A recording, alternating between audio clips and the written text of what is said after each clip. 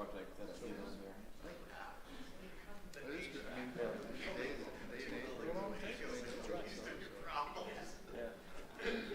They're gonna look you up anyway. It's true. Can't hide your. Good afternoon and welcome to the Site Plan Architectural Commission meeting of April 18th, 2025. Can we have roll call, please? Yes, Jim Akery. Here. Jeff Bender. Here. Bill Camiller. Bob Niehammer. Present. Marcy Pierce. Here. L. Powell. Jeff Thomas. Here. Rick Whitlock. We have roll call. Thank you. We do have a quorum, so we'll continue on. Item 20 is our consent calendar, and we have nothing to approve. Item 30 is approval of the minutes from the April 4th, 2025 meeting. Are there any additions or corrections to be noted? Hearing none, the minutes will be approved as submitted. Item 40 is oral requests and communications from the audience. Now is the time for oral requests and communications from the public. This is the opportunity for members of the audience to address the commission on matters that are not on today's agenda. If you wish to speak, please come forward to the podium, sign in, and tell us your name and your concern. The Site Plan and Architecture Commission also encourages written comments, which may be submitted by regular mail to the Site Plan Architectural Commission, 200 South Ivy Street, Medford, Oregon, 97501, or by email to planning@cityofmedford.org. Comments must be received by 10 a.m. on the date of the meeting to be noted in the record. And please include the date of the meeting with your comments. Next item is item 50, which is public hearings. Before we begin, will council please explain the rules that govern this public hearing? Thank you, Madam Chair. I'm going to explain the rules that govern this hearing. Before the hearing begins, city staff will give a report. The report will list the criteria that govern the city's decision. After the staff report, the hearing will be open for other speakers. The applicant will speak first and may ask for rebuttal time. Following the applicant, any other interested person will be allowed to speak. Before the hearing is closed, anyone who needs more time to present evidence must ask for more time. If you ask, the hearing will be continued or the record will be kept open, and you will have at least 7 days to present additional written evidence. Any testimony, argument, or evidence you give must relate to the criteria listed in the staff report or other criteria in the comprehensive plan or land use regulations that you believe apply to the decision. If you fail to raise an issue or do not give the commission sufficient information so that the commission and any party can respond, you will not be able to appeal that issue to the Land Use Board of Appeals.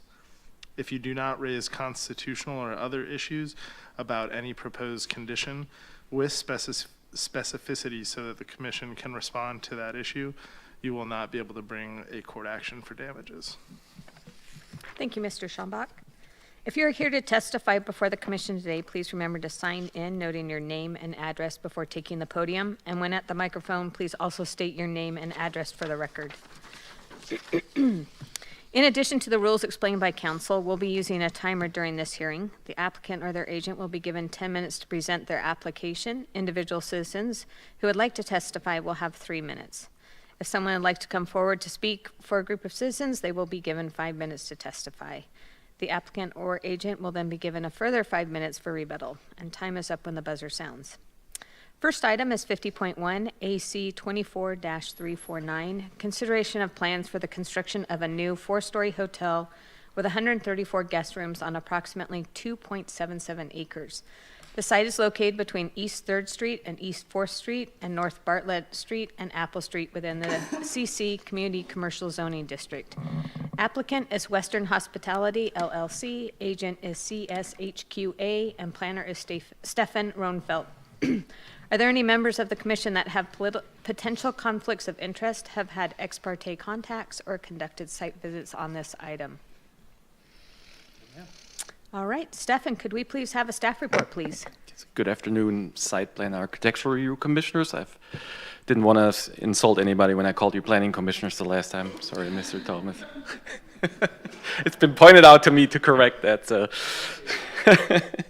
So first up today is the Element Hotel. That's file number 24349. And I did prepare a short presentation for you. clicker doesn't work, so I'll move to the mount. As always, we start out with the legal requirements. So for commercial review, the criteria is found in section 10.200 subsection 5, and they have been addressed in the staff report and are summarized here on the screen for you. Quick look at the project summary. So we're actually looking at 11 parcels in total, a little over 2 3/4 of an acre in size. We're located between Bartlett and Apple Street, I believe that is, but I'll get to those street vacations and what's going to stay and what's not going to stay a little later. Looking at this aerial, so that one is was taken by Google Maps, and it's a little more, it's newer than the one we have, so you can see that the site is, the buildings that were on there have been demolished by now. We're in a commercial area, and then we have Pear Blossom Park. There's a little green space down there to the south. So that's a little older street view picture. As you can see, those buildings, they're gone now, so we're looking at a vacant site.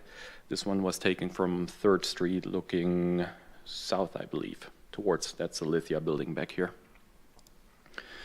We are in a commercial GLUB designation, which matches our community commercial zoning district. And we do have a bunch of overlays in that area, so we're within the central business district, the downtown parking district, the frequent transit corridor, and the airport area of concern.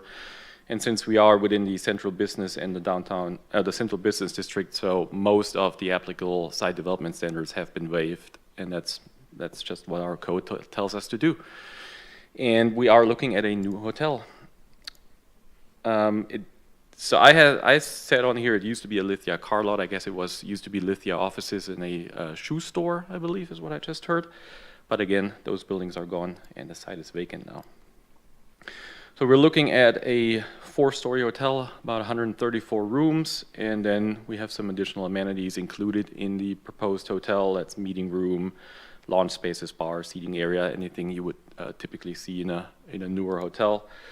That's the footprint of the hotel here, towards the southwest corner of the site. We have a dedicated drop-off area with 15-minute parking proposed, and that's also the main entrance where the little arrow is here. And then we have one access to the parking lot in the back. For development standards, as I said earlier, most of them have been waived. Well, pretty much all of them. We have a maximum lot coverage of 100%. That has surprisingly been met. We're at 18%. We have no parking standards since we're in the downtown parking district and within the frequent transit corridor.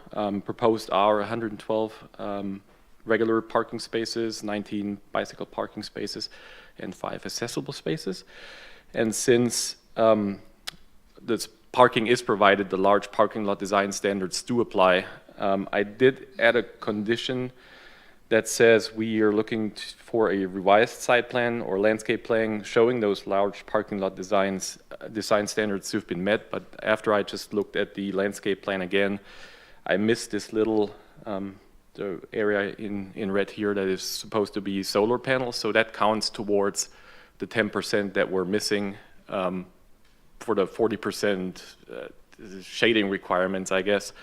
So we have 35% of the parking lot are shaded with trees, and then we have the solar panel that counts towards it. So that condition has been met. I think we can leave it in there. It won't hurt, but I don't think there need to be any revisions to the landscape plan. Street frontage parking or street frontage landscaping, we have some special design standards in the central business district. We're looking at a 10-foot sidewalk, which will be provided, and we're looking at some street trees, about 48 feet on center is what is required. So both those standards along Bartlett and 4th Street, they have been met. And then the applicant did provide us with elevations and addressed the architectural design standards in the staff report and his findings. And then I have one more condition that I want to point out, and that is to apply for vacation of right-of-way for the areas described within the application. So that has to do with the proposed vacation of 3rd Street, that's along the north side, and then Apple Street that kind of goes right now through the parking lot. So the applicant is working with adjacent property owners and with Public Works, and it sounds like they're about ready to submit for the application to vacate those streets. So we want to see this done before we can issue building permits. And that's a separate street vacations type 4 process, so it'll have to go through City Council and the Planning Commission. And with that, the Commission can find that both of the applicable criteria have been addressed and have been met, and we recommend to adopt the applicant's findings and direct staff to prepare the final order, and that's per the staff report dated April 11th of this year, including exhibits A through N. And that was way quicker than I thought it would be. Thank you. Are there any questions of Stefan? Wow, that was easy. Thank you.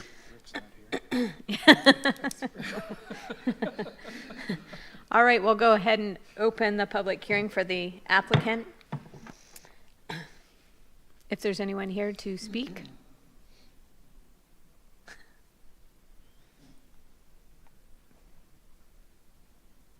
Hi, my name's Steve Reimer, and I guess approval and no comments like that. When you have 6 years to work on a project, you usually get it pretty well right. This is it's interrupted by COVID, a change in actually the type of hotel we're putting on there. All it's still in the Marriott brand, but it's been a kind of a long road to get to here. So we're pretty happy to finally get to the point where we think we can get in the ground sometime late spring, early summer. So I can take any questions you may have, or I think it's pretty self-explanatory of what it's been presented and what we're going to do.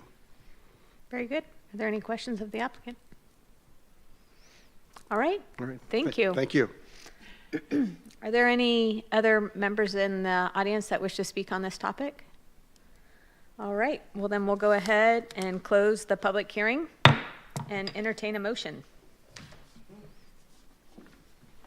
Madam Chair, I move to adopt the applicant's findings and direct staff to prepare a final order for approval of AC-24-349 for the staff report dated April 11th, 2025, including exhibits A through N. Second.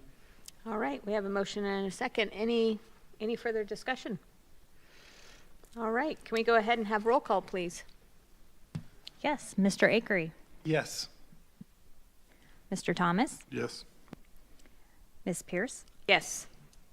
Mr. Bender, Yes. Mr. Niehammer. Yes. We have 5 yeses. Very good. Thank you.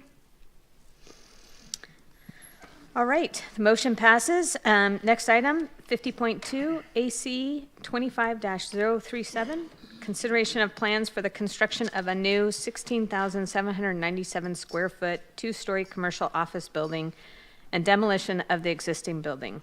The subject site is located southwest of Lear Way and Cardinal Avenue intersection and consists of 2 parcels totaling 0.87 acres. The parcel is zoned light industrial.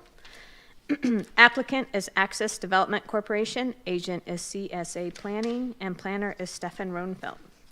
Are there any members of the commission that have potential conflicts of interest, have had ex parte contacts, or conducted site visits on this item? Okay. I am going to recuse myself, as S&B James is a part of this project, and I just recently accepted a position with them. So I will let Mr. Bender take over. Thank you.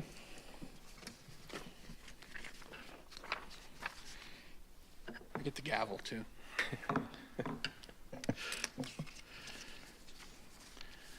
All right, with that, Ready? could we have staff report, please? Yes, good afternoon again, Stefan Rundfeld with the Planning Department, and next up is the Access Development, AC 25037. Again, legal requirements the same as in the earlier project found in 10.200 sub 5, and they have been addressed in the staff report. So now, this time we're looking at 2 parcels, 0.87 acres in size. We're out by the airport in northeast Medford. You can see, oh, that's what happened when I when I go too quick with my presentations. I'm just going to skip over those copy and pasted slides that don't belong here. What I wanted to say, you can see on the aerial that there is an existing building which will be demolished as part of this application. So we're looking at a general industrial club map designation, which is matched by the light industrial zoning district, and that is true for most of the area. We have more light industrial to the north, we have general industrial to the south, and then heavy industrial or regional commercial to the east. We're also within the frequent transit corridor, so that means no minimum parking standards, and we are within the airport area of concern. And the proposal is for a new office structure, which can be seen here. So we have proposed a 2-story office building with an 8,740 square foot footprint. And like I said, the existing development will be demolished prior to building permits for this one. We have, this time we actually have development standards for the light industrial district. They've all been addressed and they've all been met, so that's including setbacks, lot coverage, height requirements, and the maximum gross floor area, which is not applicable to this development. We do have 46 on-site parking proposed. There is an additional parking lot to the north west of this site that is also owned by Access, and that does meet our code requirements that it has to be within 2,000 feet. So those parking spaces can be counted towards the proposed development. And we do have the required amount of bicycle parking included as well. Again, the applicant did a good job explaining the proposed architecture and submitted some elevation drawings. So you can see here, that's the south elevation looking at the main entrance of the proposed building. And then we do have vehicular and pedestrian connectivity. So the blue arrow to the top left, that's pointing towards the existing adjacent parking lot. Blue arrow on the bottom is pointing to, is showing a pedestrian connection to more access development that is towards the south. And then the red arrow will also connect the driveways to the existing development to the south. And that's all I really have prepared. So Commission can find that both of the applicable criteria have been addressed and have been met. And we do recommend to adopt the findings recommended by staff and direct staff prepare the final order for approval of AC 25037, and that's also per the staff report dated April 11th of this year, including exhibits A through P. Pretty straightforward on our end. Thank you. Thanks, Stefan. Any questions for Stefan at this time? Anyone? Anyone? All right, thank you, Stefan. Thank you. With that, I'd like to go ahead and open the public hearing with the applicant's agent to speak first, please. Good afternoon, Commissioners. For the record, my name is Jay Harlan with CSA Planning with offices at 4497 Brown Ridge here in Medford. I don't have a lot to add. I think Stefan did a good job of laying out the project. This has been a while coming for Access. They're definitely out of space, and so they're looking forward to building a new building and having some room for people doing all the good work here in the city. I did want to compliment the staff on their photography in the staff report. I thought they did the best job I've ever seen of taking a picture of the least flattering angle of the building that we're going to demolish. So in light of that, I'm happy to answer any questions, and we respectfully request approval from the Commission. Thank you, Mr. Harlan. Any questions of the applicant's agent? Anyone? Just thanks for the humor. Thank you. You're welcome. It's Friday. It's been a long week, right? Thank you. It has. Thank you, Mr. Harlan. Is there anybody else in the audience that would like to come forward and speak on this item? All right, seeing no one. Mr. Harlan, I assume that you have nothing to rebut. There obviously has been nothing, so we will proceed and close the public hearing. And I would love to entertain a motion on this item. Mr. Chair, Yes, I Commissioner move Niehammer. to adopt the findings as recommended by staff and direct staff to prepare the final order for approval of AC-25-037 for the staff report dated April 11th, 2025, including Exhibits A through P. Second? Have a motion and a second. Any further discussion on the item? I think it's pretty clear. Thank you. All right, with that, could we have roll call, please? Mr. Bender, Yes. Mr. Niehammer, Yes. Mr. Akery, Yes. Mr. Thomas. Yes. We have 4 yeses. The motion passes. Thank you. We'll pause briefly for Commissioner Pierce to return to the podium.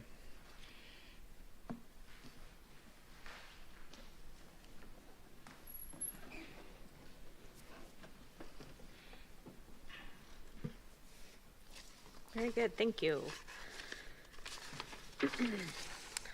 All right, next item is item 60 is written communications, and we have a couple of items. 60.1 AC 23-176, consideration of request for an extension of time for the construction of an approximately 6,550 square foot single-story multi-tenant commercial building with a drive-through lane located at 2687 and 2699 West Main Street on approximately 5.09 acres. The project location is being located along the westerly property line south of the existing development at 2699 West Main Street and is within the CH Heavy Commercial zoning district. Applicant is McKay Investment Company, agent is TBG Architects and Planners, and planner is Stefan Roenfeld.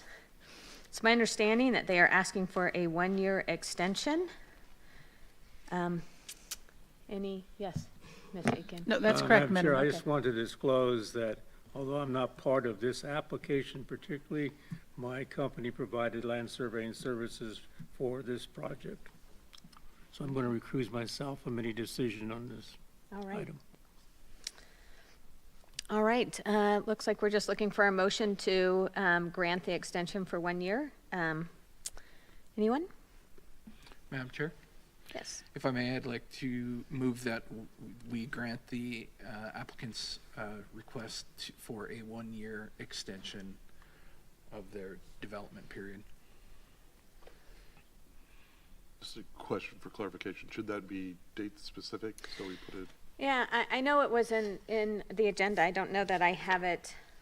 I don't recall if this one was, was it 1 year from today? Is it 1 year? yeah, I from, think it was out further than that. Yeah, so it's, if I may, so I'm Kelly Aiken from the Planning Department. It's 1 year from the original approval date, so it would be September 1st, 2026. Okay.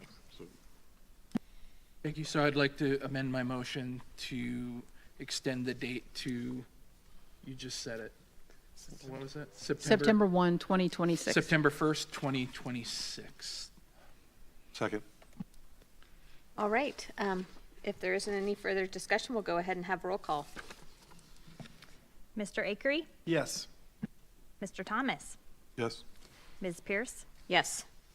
Mr. Bender. Yes. That's 4 yeses. All right, motion passes.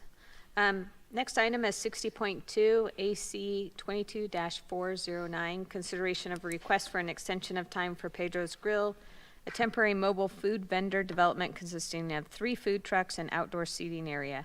The existing 1,500 square foot building will be used as a bar to serve patrons of the food trucks as well as provide restrooms. The subject site consists of a single parcel totaling 0.26 acres located at the northwest corner of South Central Avenue and East 13th Street. The property is within the CH Heavy Commercial zoning district. Applicant is Mota Pedro. Agent is Oregon Architecture Incorporated, and planner is Dustin Sievers. And this is also asking for a 1-year extension. If memory serves, it was April 17th, 2026? April 7. April 26, 7th, yes. okay. All right, can we have a motion? Madam Chair, Yes. I'd like to move that we grant the applicant's request to extend the date of approval to April April 7th. 7th, 2026. Second. All right. Any further discussion? All right, can we have roll call, please? Yes, you can. Mr. Yes. Mr. Bender, Yes. Mr. Niehammer, Yes. Ms. Pierce, Yes. Mr. Thomas. Yes. That's All 5 right. yeses. Very good, thank you. The motion passes. Next item is item 70 is new business, and there's none. Item 80 is report from the planning department. All right, thank you, Madam Chair. I am Kelly Aiken from your Planning Department. Good afternoon, Commissioners. So I have just a few things for you today. First, I wanted to start with I sent a memo out yesterday. At the end of your last meeting, Commissioner Whitlock had asked about questions about the OJEC training that was attended, that some of us have attended, and some of the responsibility. I think you wanted to clarify the responsibility of the commissioners versus the responsibility of staff. So I worked with Mr. Schambach, and we came up with a memo for you. And basically what we did is we ran through the checklist that OJEC had provided to us. It's part of the memo that I attached for you. So we ran through that and looked at the statutes, ORS 192, and then planning's responsibility. The land use noticing is a little bit more robust than what's in 192. It's in ORS 197. So what we did is we went through our public notices, made sure the content is still correct, make sure it talks about location and accessibility, make sure that that there's an opportunity in the notice, there's an opportunity for folks to reach out to staff if they wanted to attend virtually or by phone, that they can do that. We are diligent about making sure that our projects are properly noticed. And then the one that the commission actually has some responsibility in, I think, is the minutes. And so part of our job is to prepare them for you. Your job is to review them and then vote on them. So really, our job is to keep doing what we've been doing, properly notice, hold the meetings, make sure that we have a staff report and prepared and presented to you. Your job is to review the materials that we produce, attend the meetings, ask questions whenever you have them. You can always ask before. It's not part of ex parte. It's so you're welcome to do that. We encourage you to do so, and then of course to vote on the applications. So questions on this?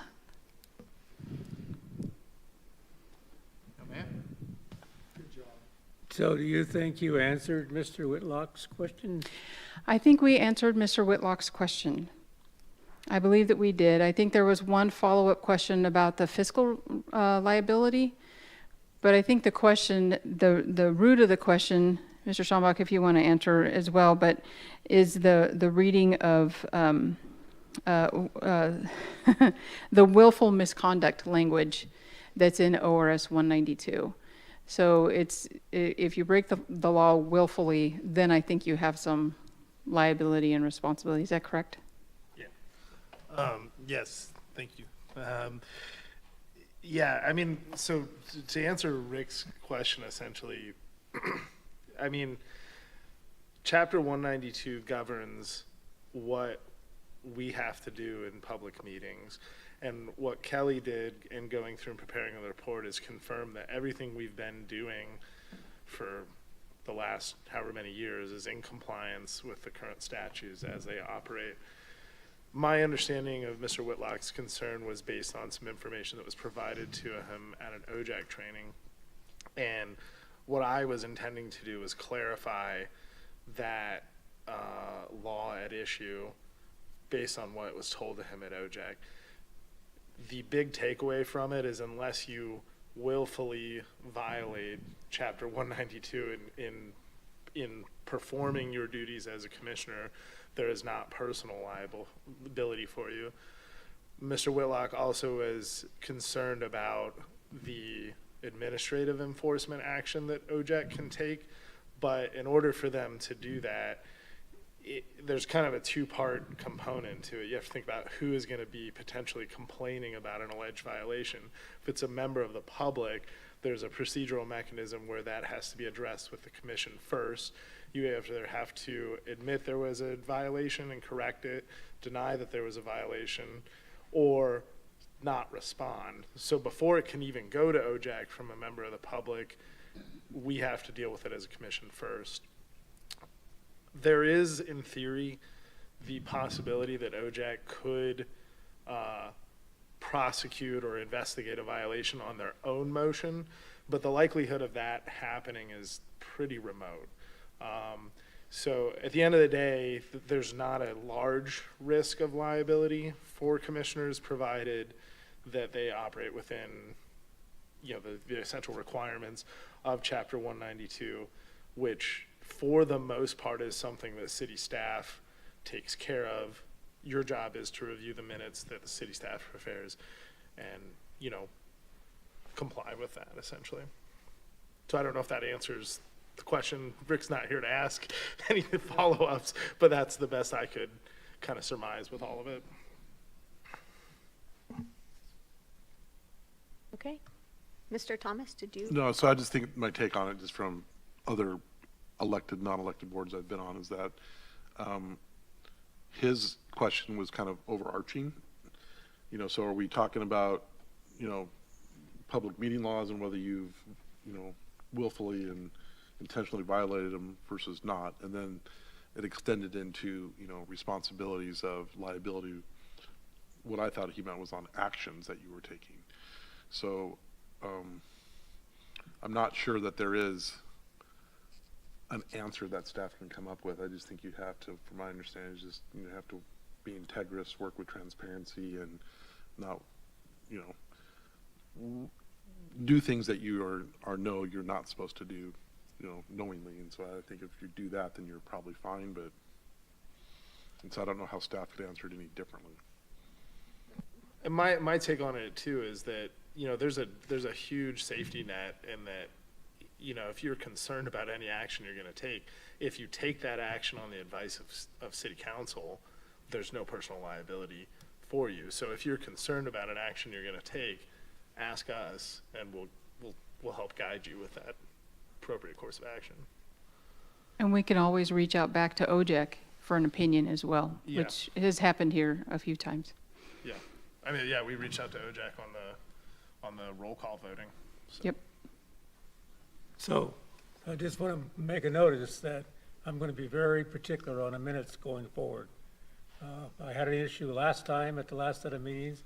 I'm not totally satisfied with the results, so I'm going to be more difficult about it if that's the responsibility.